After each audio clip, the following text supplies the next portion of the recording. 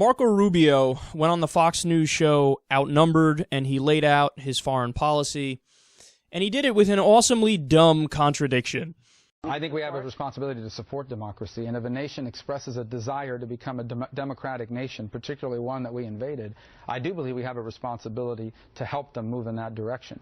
But the most immediate responsibility we have is to help them build a functional government that can actually meet the needs of their people in the short and long term, and then ultimately from that you would hope it would become a democracy. That sounds like nation building. So well, it's not nation building. We are assisting them in building their nation. No, I don't want a nation build. I want to build nations. There's a difference. Get with it. I love it when politicians say dumb shit, and then they look at you like you're the stupid one. They look at you in a condescending way like, oh, you just don't understand the nuance of what I'm saying. No, there is no nuance. You're making an ass of yourself. No, I don't want a nation build. I want to assist in building the nation. Hello? Think about how unpopular that is. And look, let's be clear. I mean, I don't know what kind of distinction he's trying to draw here.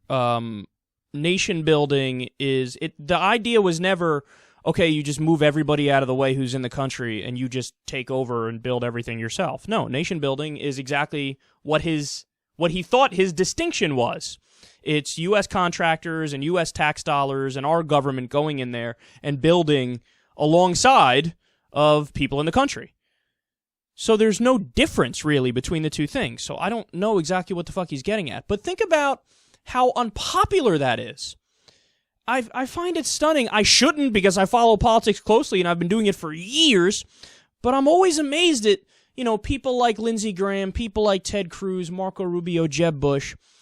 They advocate for things that are absolutely, positively, tremendously unpopular in the polls, and they do it as if they're nailing it and as if they're speaking for some sort of silent majority in America that agrees with them.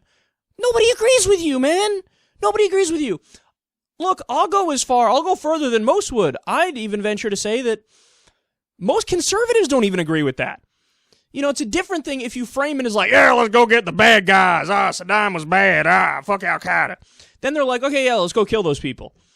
But even they start to go, whoa, pump your brakes when they hear the idea of, well, after we kill them, we should, stay there and spend more of our money to build shit there. Then they're like, I was with you on the killing and shit, but I ain't with you on the building shit up now. Come on. So you got conservatives, certainly libertarians, and progressives are all like, no, stop. So who's Marco Rubio representing? I'll tell you who he's representing. The billionaires, the corporations, and the military-industrial complex. These are people who give him money, so he's representing them. But the thing about a guy like Marco Rubio is he's not smart enough to realize there are different audiences that he has to try to appeal to. So all he's doing is, looking at the billionaires and the military-industrial complex. He's like, can I blow you now? Please, I want to give you a sloppy, wet blowjob. And he forgets that, dude, you got to get John in Arkansas to go out to the polls to vote for you. What the fuck are you doing? Even Fox hosts, when even Fox hosts are like, that sounds like nation building, and I'm not sure that's a good idea. Oh my God, you've gone so far off the rails. And I don't know if you caught it at the beginning there, but he was like, we should support democracy around the world. Okay, calm down, human Ken doll. So you want to support democracy. Wonderful. How about we start with Saudi Arabia? No, see, this is the thing that's so frustrating about these right-wingers, is that there's no consistency. Hypocrisy is built into their ideology. Because they talk about democracy and freedom, and they use all these flowery words and rhetoric. But then when you say to them, okay, well, we're best friends with Saudi Arabia, and they're an authoritarian regime and a theocracy, and they've implemented Sharia, why aren't we changing that? They go, oh, no, they get a pass. They get to have the worst kind of fascism imaginable, and it's okay because they're our buddy and they do business with us. They're our oil sugar daddy, so it's cool. They can do whatever they want. And you say, okay, well, you still say you believe in democracy and freedom. How about, I don't know, Brunei, who just implemented Sharia law? Well, no, they're allowed to have Sharia because we just let them into the TPP, the new so-called free trade deal, and they're going to give us cheap labor. so they can be as authoritarian as they want. Rock and roll. So, okay, but then how can you say you support democracy?